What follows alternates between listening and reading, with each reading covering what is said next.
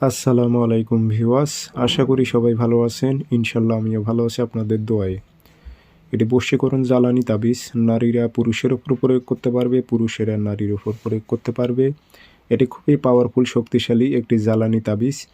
আপনি যে নারী অথবা পুরুষের উপর প্রয়োগ করবেন ও মনে করেন থাকতে পারবে না, ওর অন্তরের মধ্যে জ্বলতে থাকবে আপনাকে না দেখলে। এটি খুবই পাওয়ারফুল, আমার পরীক্ষিত। আপনি কাজ করে দেখেন, আমার কথা কাজে একদম মিল পাবেন আপনি। আপনি যার ওপর প্রয়োগ করবেন ওর অন্তরের মধ্যে খালি ঝড় বয়ে যাবে, জ্বলতে থাকবে। কারণ জ্বালানি তাবিজগুলা খুব দ্রুত কাজ করে থাকে।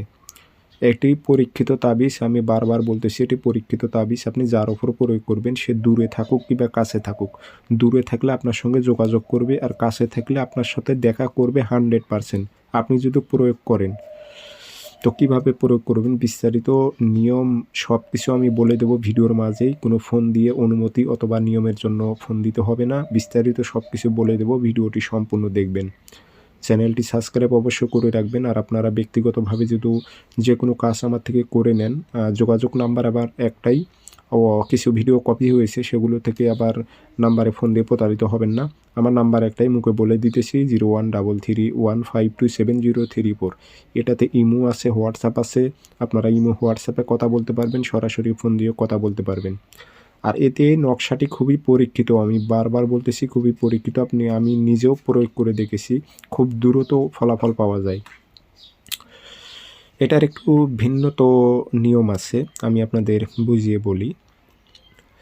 তাবিজ শনিবারে অথবা মঙ্গলবারে সকালে তাবিজ লিখবেন, সূর্য ওঠার 5-10 মিনিট পর থেকে 8টা পর্যন্ত।